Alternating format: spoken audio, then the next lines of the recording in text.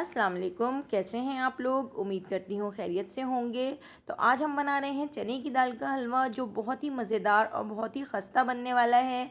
अगर आप मेजरमेंट के साथ मेरी रेसिपी को फॉलो करेंगे तो आपका चने की दाल का हलवा भी बिल्कुल परफेक्ट बनेगा। चने की दाल का हलवा बनाने के लिए हमने यहाँ पर 1 बाउल चने की दाल ले ली है और 1 बाउल ही हमने यहाँ पर चीनी ले ली है और हाफ़ बाउल हमने यहाँ पर असली घी ले लिया है और 1 बाउल ही हमने यहाँ पर दूध ले लिया है। यानी चीनी, चने की दाल और दूध बिल्कुल बराबर क्वांटिटी में हमने लिया है। 4 table spoon dry milk, 1 teaspoon पिसी हुई इलायची, 2 साबित इलायची और 3 टेबल स्पून खोपरा। बादाम पिस्तों को हमने इस तरीके से कट कर लिया है और किशमिश ले ली है। 2 चुटकी जर्दे का रंग हमने यहाँ पर ले लिया है।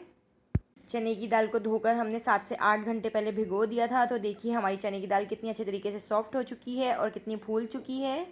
अब हमने यहाँ पर एक पतीली ले ली है। अब हम उसमें चने की दाल डाल देते हैं और इसके साथ ही हम इसमें ऐड कर देंगे दूध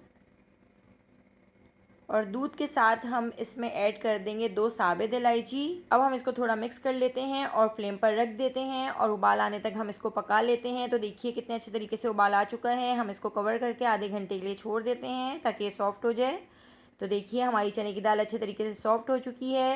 नीचे थोड़ा सा दूध बचा हुआ है, तो आप देख सकते हैं अच्छे तरीके से गल चुकी है। अब हम इसको ठंडा करने के लिए रख देते हैं। तो देखिए हमारी चने की दाल अच्छे तरीके से ठंडी भी हो चुकी है। अब हम इसको पीस लेते हैं।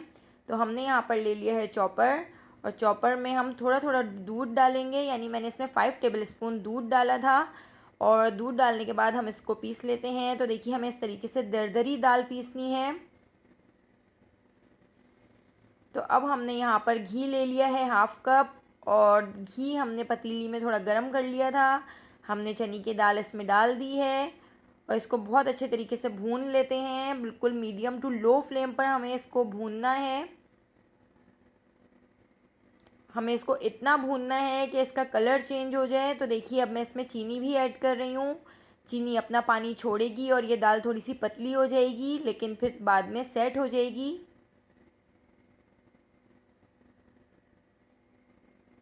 तो देखिए चीनी ने अपना पानी छोड़ दिया है और ये कितनी पतली हो चुकी है।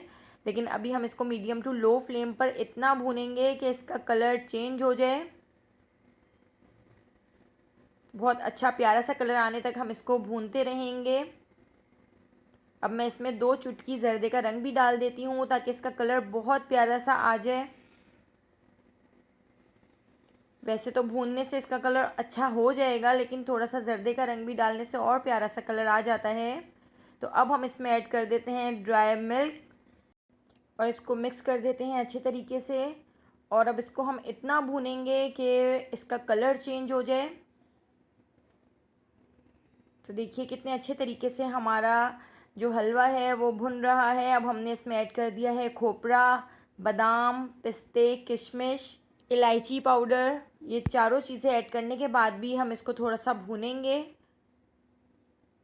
तो देखिए कितना ज़बरदस्त हमारा हलवा भुन रहा है और कलर भी आहिस्ता आहिस्ता चेंज हो रहा है।